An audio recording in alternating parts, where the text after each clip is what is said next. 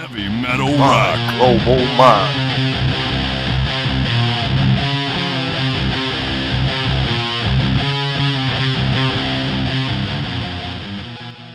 When you think that luck has left you, taking up with your best friend, check the weather over Madison, take some time to think again. So before we get into the music and stuff, I was going to ask you because I know you lived in California, in LA for a while, right? I mean, that's your home for a long time. You lived out there. Been here 20 years this year, for me, but not. We recently just bought a house back in Ireland, and I'm spending more and more time back there. I just got back from there about a week ago, Okay. and we were all over for Christmas and New Year, and eventually, probably within the next year or two, I'll move back to Ireland permanently. Gotcha. I was going to ask you how how's your family's doing with all the Oh, crazy. thanks, man. We're lucky. We're good. We're okay. All around us is just complete you know travesty and chaos, and so sad. I mean, we're about 2-3 miles from Pacific Palisades, which has been completely destroyed. We're in Beverly Hills. We're lucky. We're one of the lucky areas, but it came really close, and it still might come. The winds are picking up tonight. But so far so good. The air is just horrible, man. It's so acrid. You just it's just horrible. I really feel, but we're lucky. We're okay. So we're the lucky ones. Yeah, Yeah, absolutely. there's so many people that aren't. It's just terrible. Right. Yeah, no, I sympathize. I've been keeping tabs on it. Obviously, I mean, how can you not? I mean, the whole communities are being just washed away. It's terrible. Completely. It's just it's like an atomic bomb's gone off in some of these neighborhoods. It's the desolation and just the complete destruction is just it's unfathomable. It's crazy, crazy stuff. Very sad.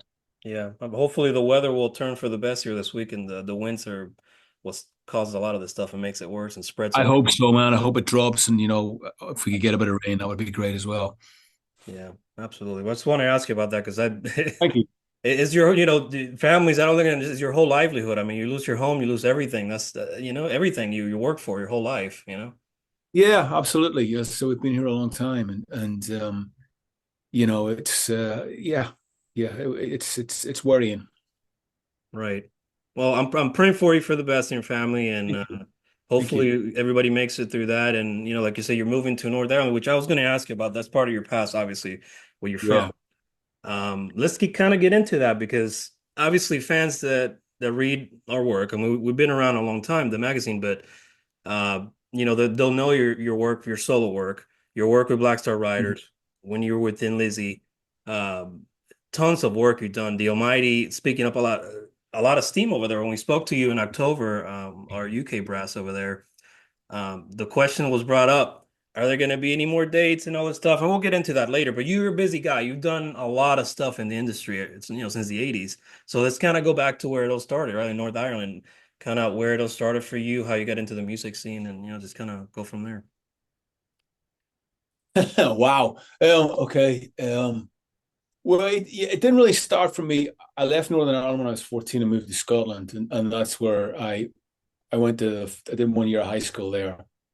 That's where I met Stumpy and Floyd, who I'd later go on to be in the Almighty with. But we started playing together pretty much as soon as I got off the boat, and we're in various high school bands and changing the name every week, changing the styles every week. But finally, we you know when we were in our very early 20s, we formed the Almighty, and things just took off from there. But prior to that, I got a gig playing rhythm guitar for the band New Model Army, Mhm. and I got to do a world tour with them in 1987, and that was fantastic for me just to see the world and get a taste of what rock and roll was like. And either I was going to fall in love with it or hate it and go back to the farm, which I grew up on a farm, and thankfully I fell in love with it completely, and it just made me want to have more, and so I formed the Almighty, and that was it.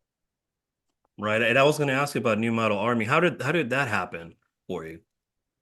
Basically, I was in a punk band. We did a demo, and the demo got down. I was a big New Model Army fan. Got down to New Model Army's management. They really liked the demo. They paid for us to do some more demos. They gave the band some shows on New Model Army, and Justin, the lead singer, knew I was a fan, and he wanted an extra guitar on a couple of tracks. And he said, "Look, when you've done your set, will you jump up with us and play guitar on these tracks?"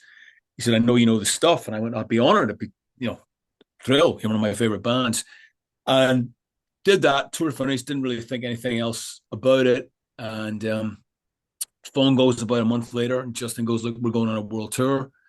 We need a guitar player. It's yours if you want it." And I was like, "Okay, where do I sign up? Let's go." And that was it, and off I went. The first shows were in Germany. I think the second show I ever played with him was opening for David Bowie on the Glass Spiders tour in front of 85,000 people in Berlin. Wow. That's my second show in New Model Army. I've literally gone from the farm, the week before to that within the space of a week. You had to be nervous, right? I mean, a little bit. Oh, terrified. Absolutely terrified, but just couldn't believe it. It was a dream come true. It's like, this is what, suddenly you dream of this, and not only am I playing guitar in a band that I love and I'm a huge fan of, but, being a complete Bowie nut as well, to open for the great man. And then to be in Berlin, the stage was set up right in front of the Reichstag. The wall was still up. The wall used to run behind the back of the Reichstag, and you could hear people on the east listening. They couldn't see the concert, but they were up against the wall listening to it. And it was a really surreal experience, one that I'll never forget. Wow, that's amazing. Wow, that's a great story. See, if fans didn't know that's a great story. I wouldn't even think about that, but the time frame fits, right? For when we started. That was amazing.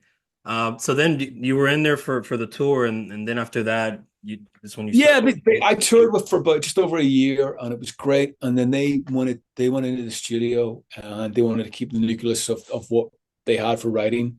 Yeah. So they sort of said, you get 6 months off, and I said, "Look, this has been amazing. I've loved being part of this, but I want to do my own thing, and I have an idea for a band, and I want to see if I can get that up and running and put it, and put some music out." And that was the Almighty. So I went back to Scotland, called up Stump and Floyd and said, "Look, I have this idea for this band. You might think I'm crazy, you might not, but I think we got a shot." And they were great. Fair play to them. They bought into it, and we started rehearsing, and things just happened really quickly. Within a year we were signed to Universal, to Polydor Universal, and we were off to the races, as they say. Yeah, and it's funny. I was listening to your promo for your solo record. When I got it this past week, and that got me into listening to the Almighty stuff, just because I've been listening to a lot of the Almighty stuff last year. Some of it's been re-released, or different deluxe editions of it that were out, sent to the media and stuff. And I will say, because I started following your career with your solo work, and then with Black Star Riders and Thin Lizzy, I didn't go back as far as the Almighty yet, back when I started listening to your music. So I had to catch up on a lot of that stuff. But when I went back and listened to those records, the Almighty records, there's some great stuff. I mean, this is some killer hard rock, man. Thank you. I don't know if fans in North America that may not be necessarily as familiar with the Almighty as they are in Europe, because you guys were breaking all kinds of grounds over there during that era, from my recollection of what I've read and seen, and your history. But if you have not checked out the Almighty, I want everybody to go out and check out that stuff, because there's so much great music there. Thank you. You're known as a prolific writer on top of that, but man, you said in the interview with us in October, you said how somebody asked Mark Lacey, who's a journalist, does stuff for us over there in the UK. He asked a question. He said, you had said something about the current state of the music scene. It's just I'm using the word synthetic, but that's not what you used. It's very formulaic, the music nowadays, right? And you were saying, you pointed to the Almighty, and you said, these old geezers, I guess you want to call them, we can come out and just go out there and play, and it still sounds like it did 30 years ago. Yeah. And that's a great point. I wanted to touch on that, because these records, I think, stand the test of time for a lot of fans of that era. It's hard to get that essence of rock music nowadays. So like you were saying, you made a great point. It's a lot of formulaic stuff. I mean, and it's just not the same, as it used to be. Do you agree with some of that? Certainly it is.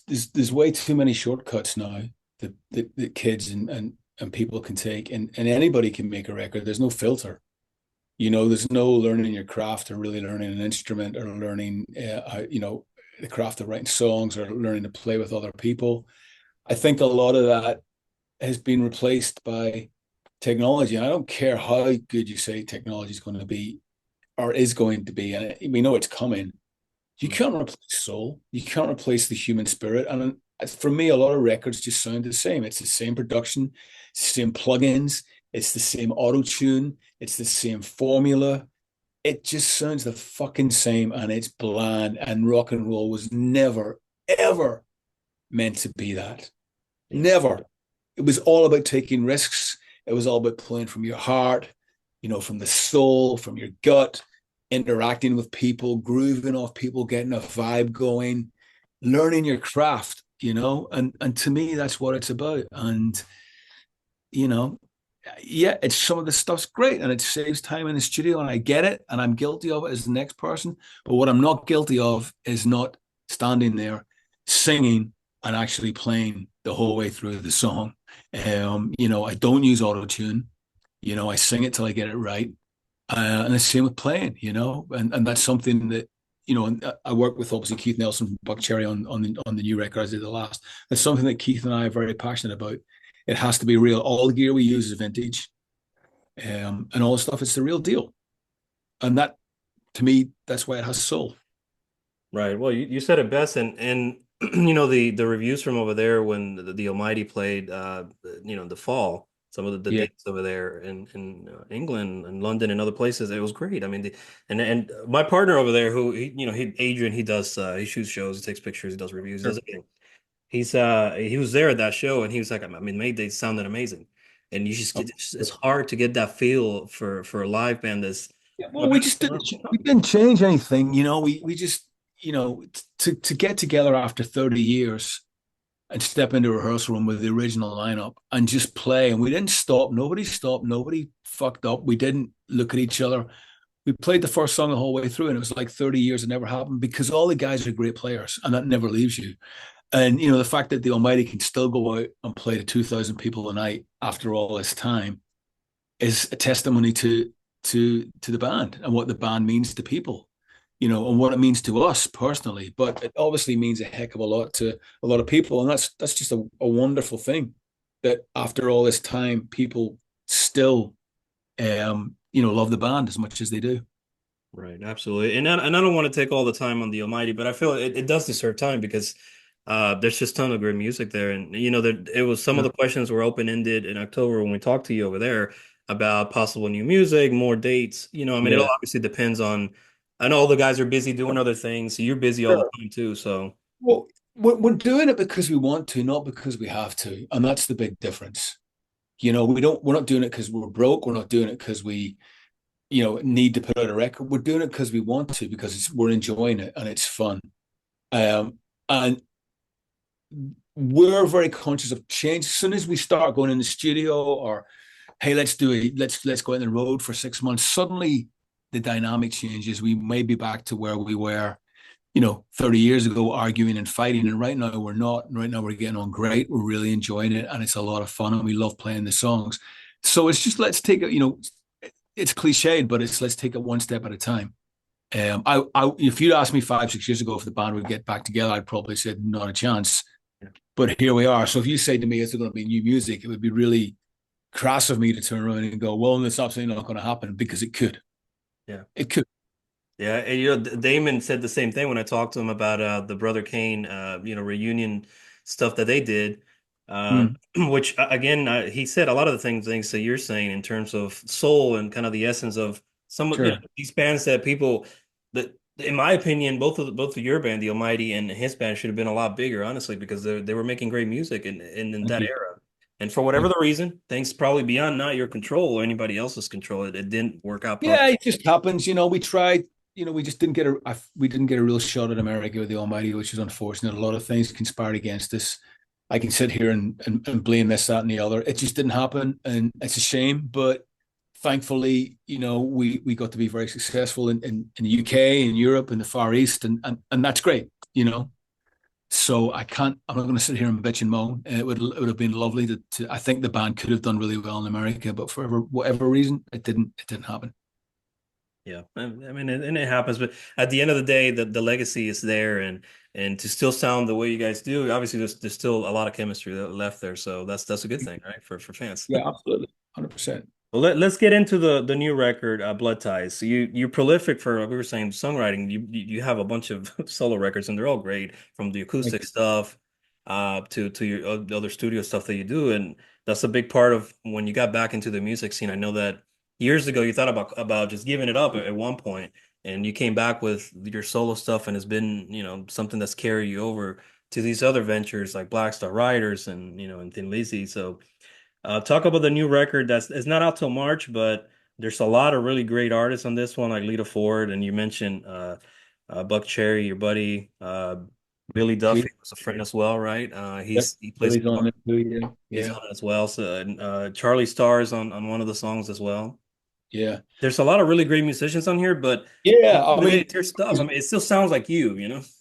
thank you. Great musicians that are friends, and that's amazing that I'm a fan of all these individuals as artists, but I can call them friends as well, which is just amazing. And the great thing about doing a solo record is the narcissism that comes with it, because it's you and you can do what you want. You don't have to, there's not a democracy of like, hey, what do you guys think? There's none of that. And I'm in bands where I get to do that, and that's okay. And it's great where I can, there's three or four other guys where you go, what do you think? Or blah, blah, blah. But I love the freedom of just getting in the studio. It's me and Keith and just doing what the hell we want to do.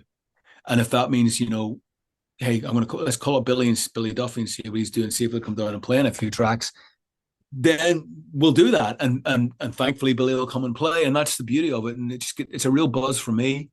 And I just the freedom that it gives me doing a solo record, I love.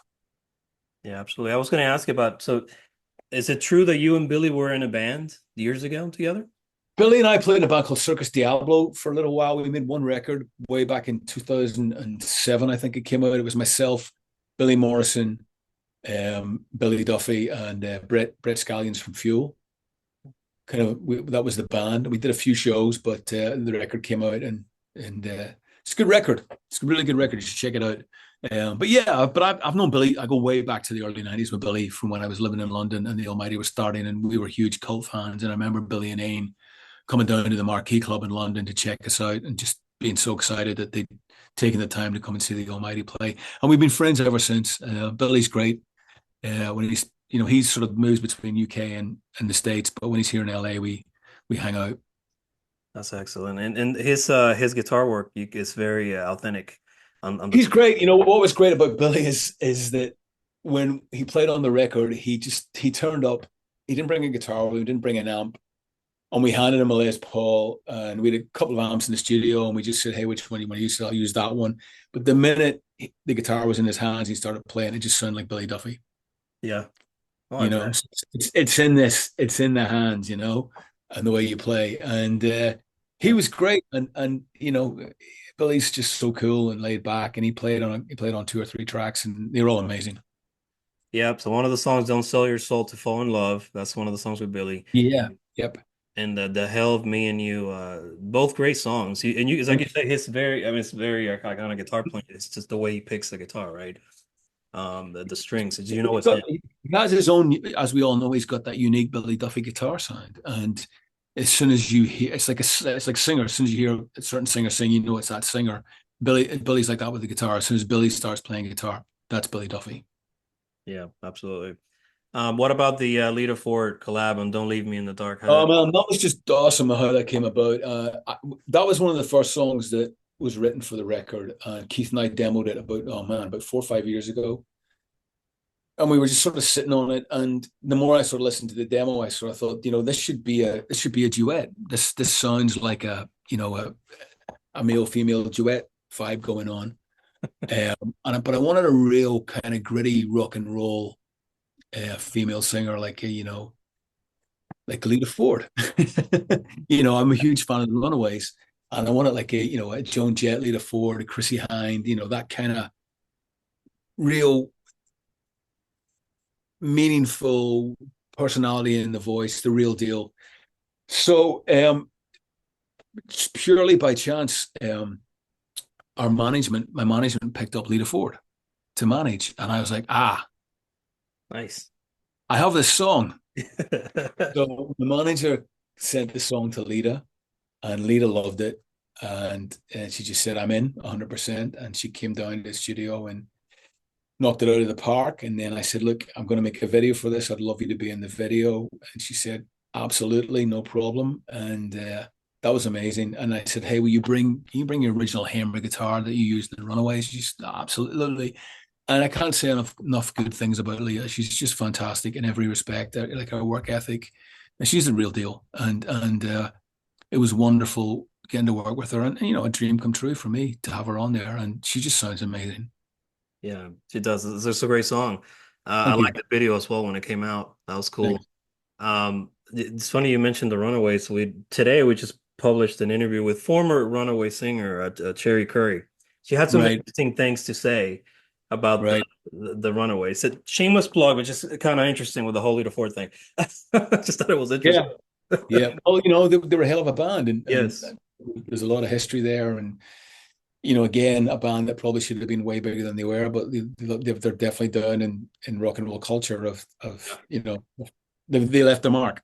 You know. that's right. Yeah, absolutely. That was one of the stuff that we talked about with her was that they still, I mean, they sounded great for the time. They were kind of revolutionary when they were, Yeah, kind of music they yeah. were making then. But that's cool. That's a cool story with Lita. I'm glad that worked out. It's one of the better. So I mean, the whole record is good. I was going to ask you about this specific song because it doesn't matter how far you get away, man. Your voice, it's your Right. voice, right? So whether you were doing the Thin Lizzy gig before Black Star Riders, or even your Right. solo stuff, and I know you probably mentioned it before, like it's just you singing. I mean, you're not trying to imitate anybody. It's just the way you sing. But this specific song, it's the one that stuck with me, and I said that could be a Black Star Riders song. That could be uh, a Thin Lizzy song. I mean, it's your voice. Well, no, I kind of, obviously I wrote most of the Black Star Rider stuff, and the difference with this record was with Black Star Riders kind of being on a hiatus right now.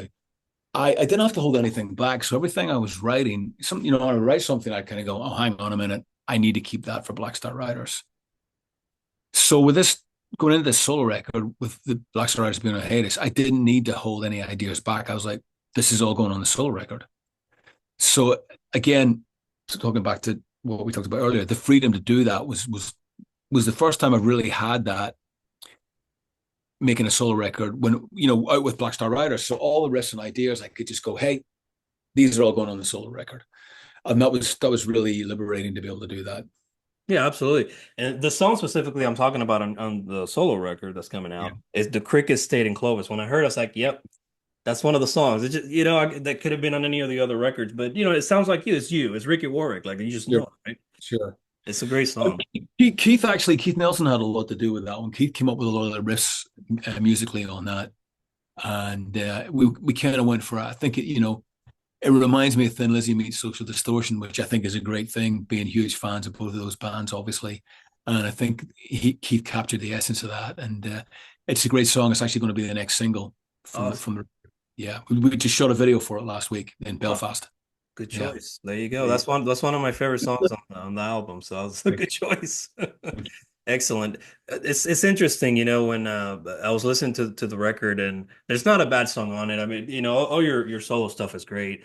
And I talked to Damon about this as well. By the way, he was very complimentary of your influence on his songwriting uh, Oh, from the Black Star Rider days. So I'm sure, I don't know if he's ever told, but I'm sure he has with some of the newer stuff he wrote for the Brother Kane. yeah, he has. And we did a little co-write on one of the tracks. I think it was the B side of one of the singles he put out. Yeah. I think I might have told you we did a little co-write on that, which was great. Listen, it was great. It's great working with Damon. It was great working with him on Black Star Riders. I still talk to him a lot. He's my bro, and I love him, and he's a phenomenal guitar player. And it was good for me, because I learned a lot from Damon as well, as I'm sure as he did from me. And we just were sort of two kindred spirits, and it was a lot of fun working together, as I'm sure it will be in the future, because I certainly plan to work with him again at some point when we have time and our paths align. Yeah, he's Damon's an interesting dude. He's got some stories.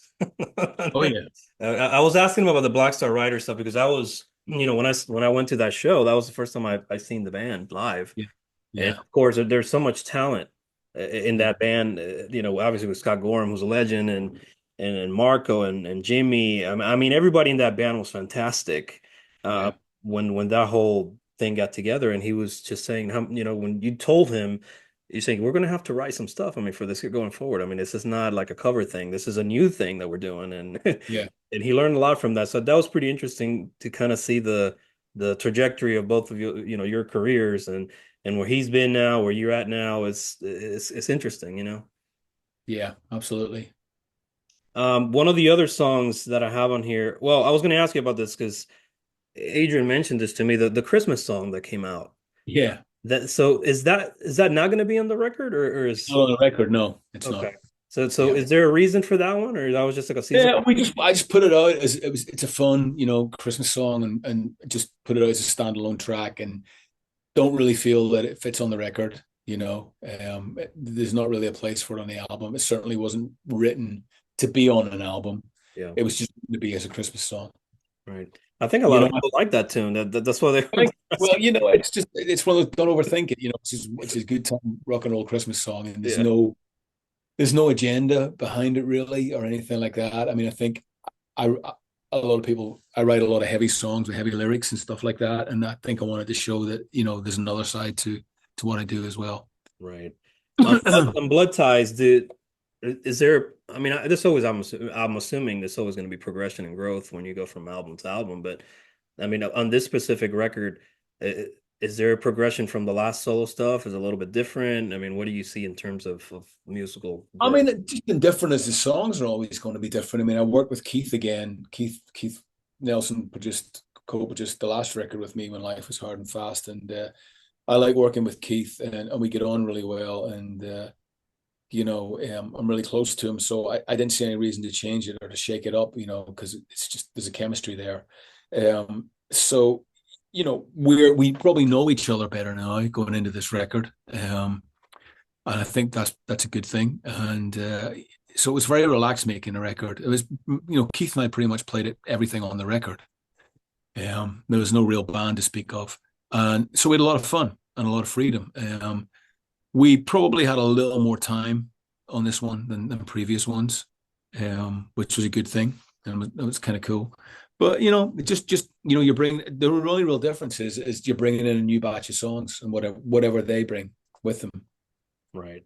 Do you have plans for touring just the solo stuff this year? Yeah, no, absolutely. I start in March. I'm out in the UK opening for Stiff Little Fingers with my solo band. Yep. I got festivals throughout the summer with the band, some solo acoustic, and I got another UK run in September. And yeah, I'd like to try and do some stuff over here in the States as well if I can. That would be great. That's one of the things that I don't. I mean, well, I don't know when was the last time you toured over here. I mean, with Black Star Riders, yeah. Last time I toured was last May. Did a full UK tour, US tour opening for Stiff Little Fingers. Okay, yeah, all over the country, but I was solo acoustic opening for them. yeah. So we had a lot of places, and so last May, and it was great. It was a really good tour for me. I really enjoyed it. Those guys were really good to me. Good. I would love to see that. Did you hit what dates or what cities did you hit? Was it the East Coast or West We Coast? did a lot of East Coast. Really, it was East Coast and West Coast. We didn't get into the Midwest or even into sort of Texas or anywhere like that. It was really East Coast and up the West Coast. We didn't. No, I'm trying to think. We didn't really do much Midwest stuff at all. It'd be good to see that if you can make that happen. I think that'd be good for Yeah, us. absolutely. I think for me it would be better to get on a tour. Either solo acoustic or with the band. Obviously, with the band, the costs are more, and everybody wants to eat and get paid. Obviously, when it's solo acoustic, it's a lot easier. But I'm happy doing both. I feel just as comfortable doing both. What are the? I know you said the Black Star Rider stuff is on hold for now. Is there plans for that at some point in the future again? Yeah, hopefully we did a show in November. We had as a radio station in the UK called Planet Rock, which is the rock station in the UK. We headlined their 25th birthday bash, and we did it as a four-piece, and it was great. So it was myself, Marco, and Jimmy, and then a guy called Sam Wood playing guitar, and I played guitar as well. And it sounds great. It's really good, and it was a great show. It went down really well, and yeah, I mean, the band isn't finished by any means, and I think I want to concentrate on the solo record this year, and once I get that cycle out of the way, I'll have a look at it and see where we're at. All right, gotcha. Do you have any favorite tunes from the new record? Um,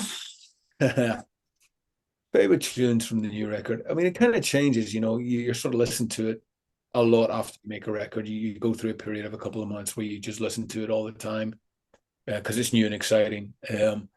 I think Angels of Desolation, the first track, Mhm. is pretty important to me because I got sober about 3 years ago, and I wrote that song about just dealing with my own sobriety. And that song really helped me to sort of exercise a few demons. So that was kind of a personal favorite.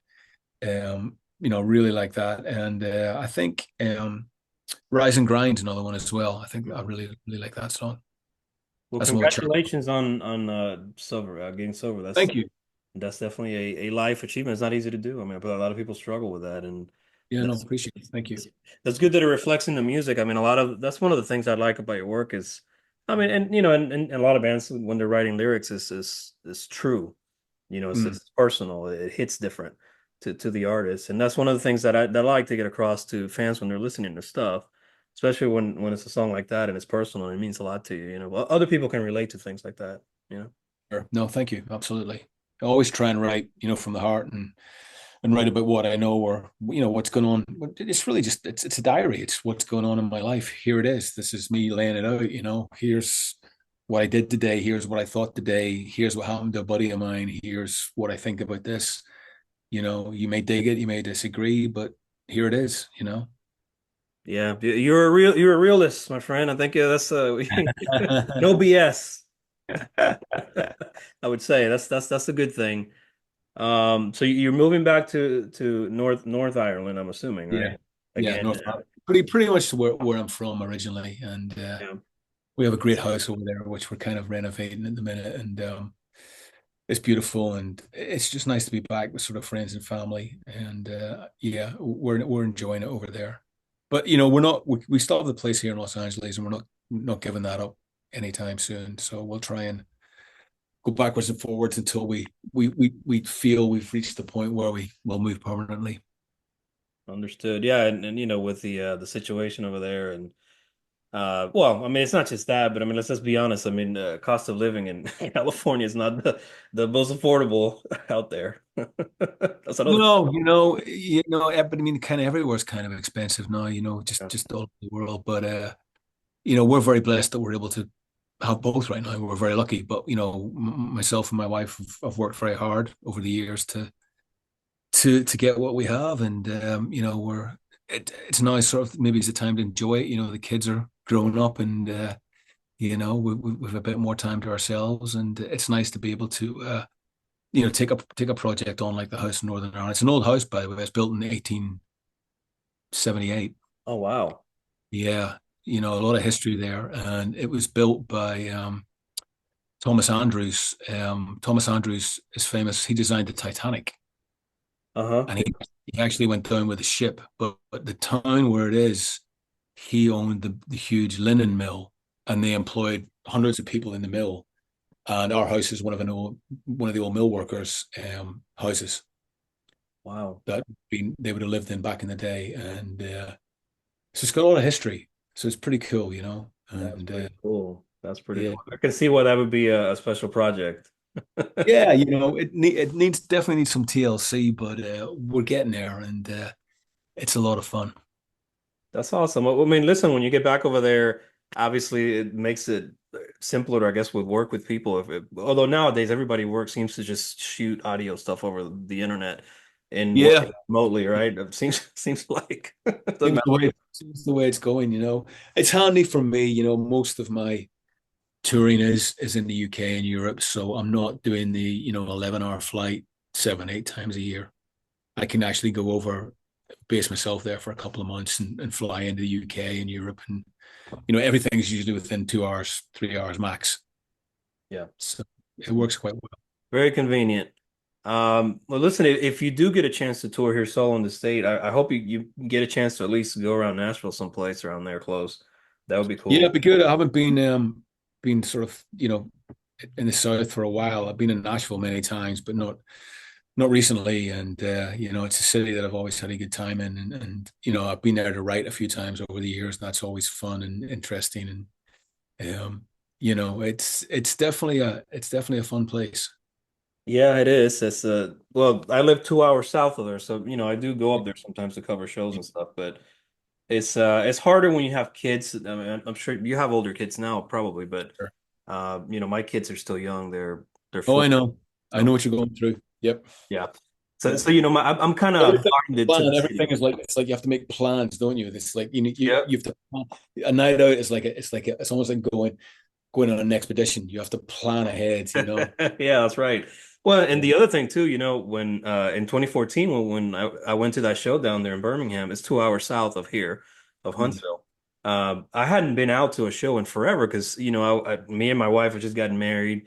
We had Sure. just moved here to Huntsville. We went to school in Mississippi, Mississippi State University. That's where I met her, but she's from here. She's Uh-huh. from Huntsville. And of course, I started the magazine in a long time ago. Yeah. Now, 2008. That's how long we've been doing this.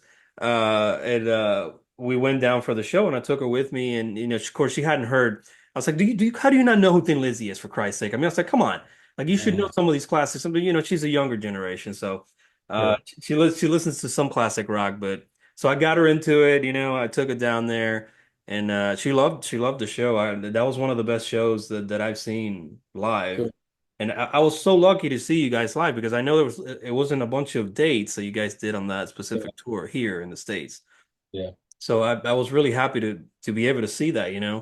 And I'll never forget that show. That's one of the best shows I've seen. Everybody sounded fantastic. Thank you. Yeah, it was good. We made a couple of good runs, and we did the Priest tour in 2018, which was really good as well. And we couldn't really capitalize on the back of that because Damon left the band, so we kind of had this sort of retreat and regroup. So we couldn't get back out as quickly as we wanted to. And then obviously, boom, you're into COVID, and you know, Yeah, that derailed a lot of things for a lot of people. And that actually leads me to what I was going to say. So I kind of derailed my question, but where I was going with it, years ago, that show, that Black Star Riders show, I didn't do photography, right? So, I run yeah, all that stuff in the back end for the magazine.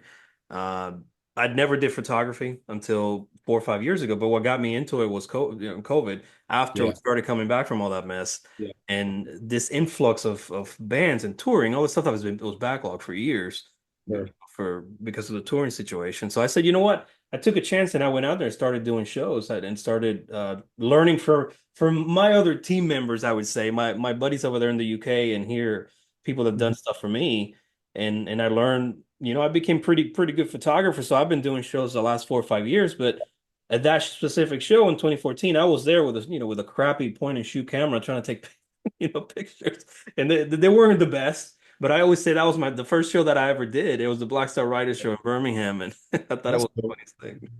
That's really It's cool. become an obsession, I would say. Just like music is a passion for you. Music is a passion for me too. That's why we do this stuff. But the Sure. the photography part of it has become an obsession for me the last 5 years. Well, that's good. Good for you, man. Congratulations. So if you ever get down to Nashville or I mean, heck, even Birmingham, you never know, right? I mean, Yeah, they got a couple cool places down there, but there's a lot of really cool venues in Nashville, as you probably know. But I sure. would definitely go to the show and check you guys out, your solo stuff, Thank or you. if anything that comes up that you're involved in is usually pretty good. And I hope one day I can see the Almighty. That would be pretty fantastic. Yeah, I mean, it's just financially to come play in America, as great as it would be, and I'm sure a few people would come out as well. It's the costs involved are just Yeah. you know It is. It's a crazy. big country. It's hard for bands to come overseas over here and do an extensive, tour run. It's Like I just said, we're not touring. We don't want to do any more than we're doing 5, 6, 7 shows a year. We usually do 3 shows every November. City halls over here. We usually headline 1 or 2 festivals, and that's it. And that's enough for us. So it would take a lot for us to want to go on the road for 6 weeks. Yeah, for sure. I understood. Do you have anything you want the album or fans to take from the new album? Just, just little. I mean, just I hope they just enjoy it, a sense of enjoyment. It's rock and roll. It's not, it's not rocket science. It's not complicated. It's just pure, um, unbridled power, you know, rock and roll. That's it, and I think the songs are great. I think the playing's great, and I'm really proud of it. And hopefully I can make some people smile and make them happy, and they'll listen to it time and time again. Absolutely. And you have, I mean, for fans that like I said, we talked about earlier, that don't know your discography, you have so much material. You've been writing since, since you were, Yeah, I mean, it's 40 years. It's 40 years now. It's insane. It's 40 years next year since I've sort of been a professional musician, which is incredible. and Um, it's a uh, blessing to still keep doing this. I told Damon the same thing. And, he was Totally, very, and I think I appreciate it more now than I ever did. yeah. Don't know if that just comes with age. I'm sure it does, but I just really do, and I really enjoy it. And I sort of, suck it all in a bit more and appreciate it a lot more than I did. I think maybe that maybe sobriety as well, but I'm really Yeah. enjoying it.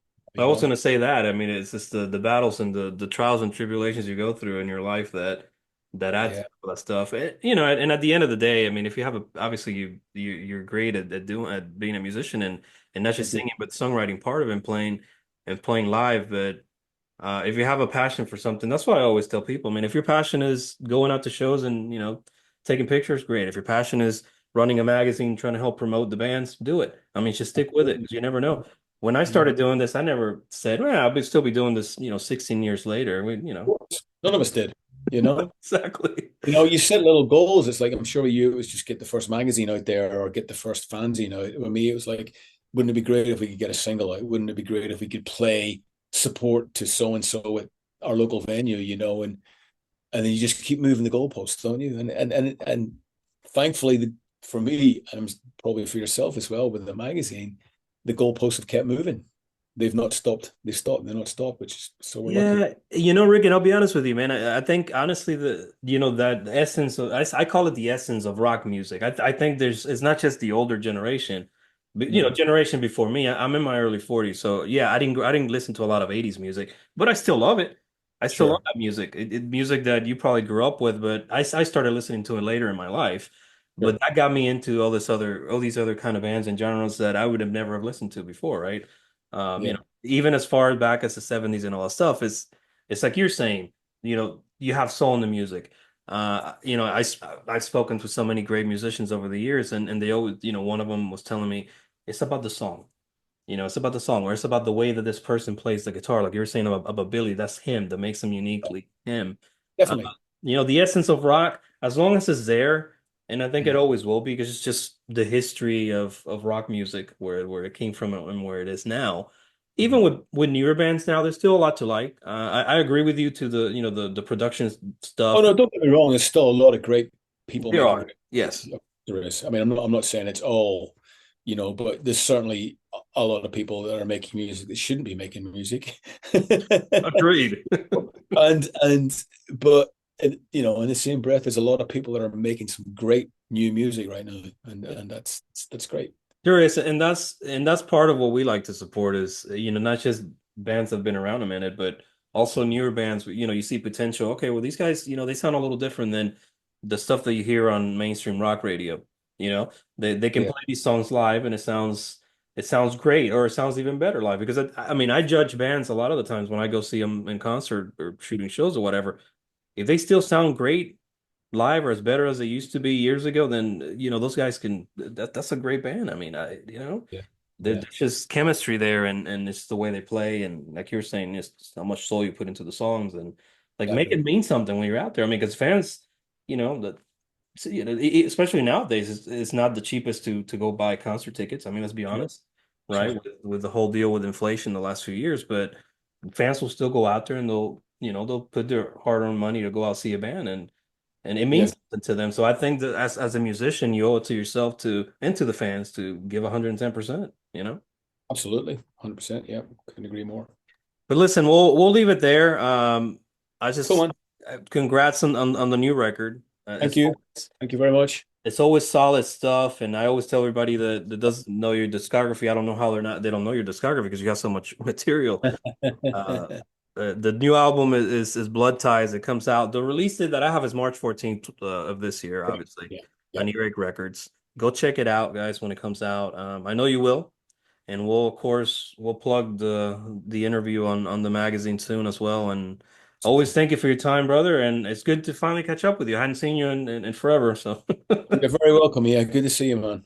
Let's not leave it 10 years again. Yeah. let's do it again soon. And again, best wishes and prayers for the family over there with the situation with the wildfires and all that stuff. And hope everything works out. Cool, man. Thank you. Appreciate your time. Have a good night, brother. Take care. See ya. Heavy metal rock. Global mind.